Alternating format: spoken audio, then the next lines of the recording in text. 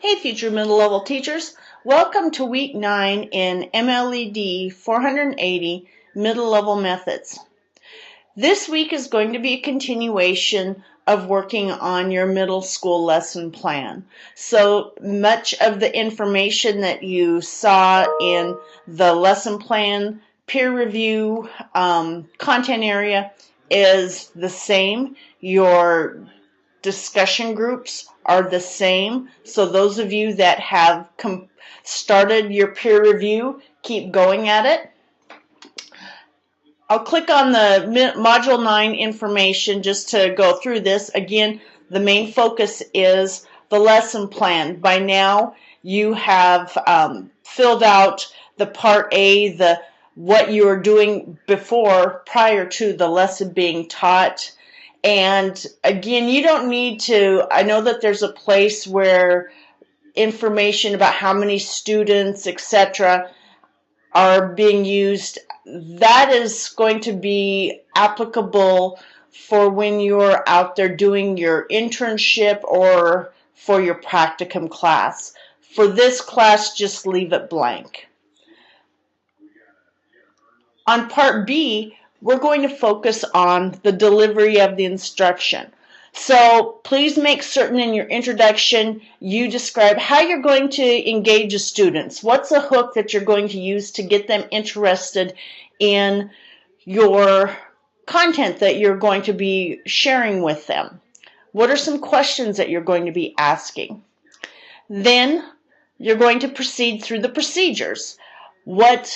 It doesn't matter what type of framework that you use. For example, if you are in science, you might use the 5E inquiry approach to formulate your list, but it should be detailed, sequenced, and organized. Please make certain that it's step by step, and this is a time to put in any questions that you plan to ask your students, rather than just thinking, well, I'm going to make them up on the fly. If you haven't planned out ahead of time, there's a better chance that you will actually ask them.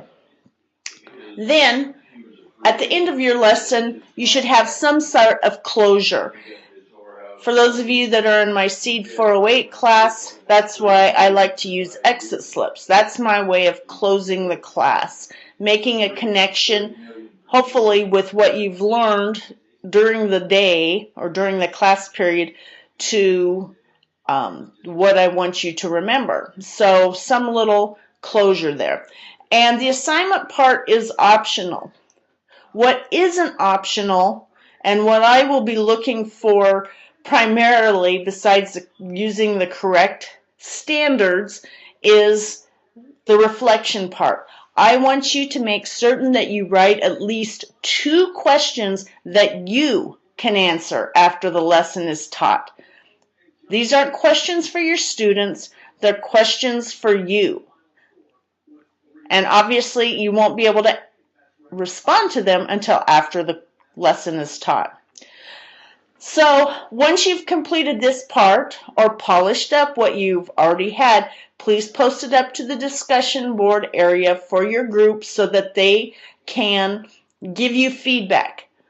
Again, I've got the videos for how to provide comments, how to provide track changes. This is what I want to see. I just don't want to see an email that says, well, it looks pretty good. I saw a couple things you can change. That doesn't help anyone. Please be specific and show them what they can change. Also, please make certain that there's some form of technology being used in your lesson. It could just be that you plan to use the smartboard with this, or the Promethean, or you want to show a video. So have some form of technology incorporated in it.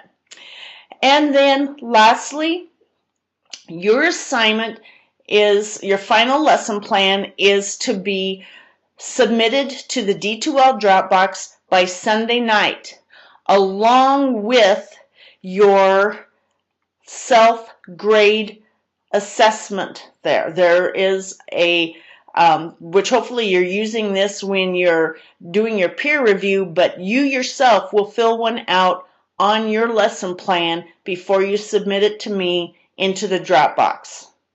If it's not submitted, I'll just email you and say I'll assess it once you've filled it out.